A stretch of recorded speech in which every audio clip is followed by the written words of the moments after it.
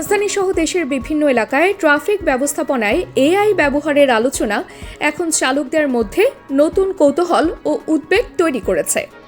বিশেষ করে ট্রাফিক মামলা স্বয়ংক্রিয়ভাবে শনাক্ত ও নিষ্পত্তির প্রক্রিয়া নিয়ে ভিন্ন ভিন্ন মত দিচ্ছেন তারা। শুনছি যে এআই মামলা দেয়, হেলমেট খুললেই নাকি মামলা দেয়। এটা তো আসলে গ্রহণযোগ্য না। হেলমেট খুললেই যদি মামলা দেয় তাহলে আমরা কোথায় যাবো? একজনের দেখলাম যে হেলমেট খুলছে, তার বাসায় চলে গেছে মামলা। এটা তো গ্রহণযোগ্য না। আমরা দাঁড়াইলাম, সিসি ক্যামেরা দেখলাম, মামলা দিয়ে দিল। এটা কি হয়?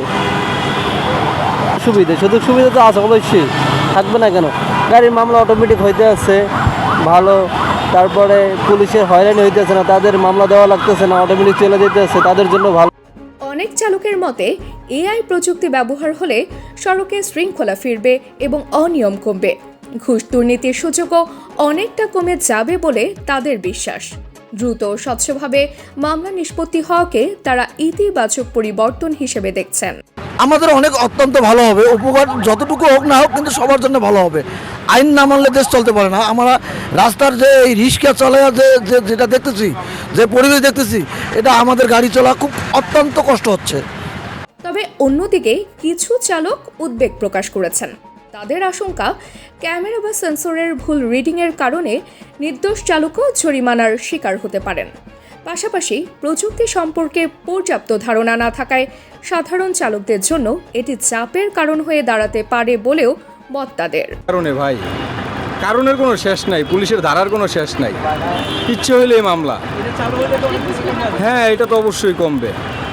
আমরা ভালো দিকও পাবো, খারাপ দিকও, খারাপও আছে, ভালোও আছে।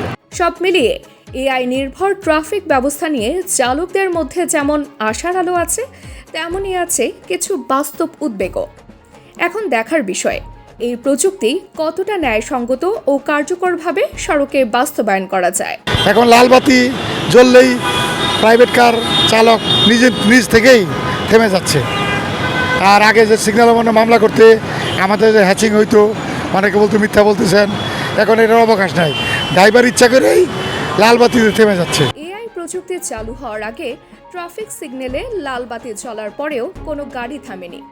এখন এআই কৃত্রিম বুদ্ধিমত্তার দ্বারা শনাক্ত করা যাবে। এখন সিগন্যাল অমান্য করলে অটো মামলা হয়ে যাবে।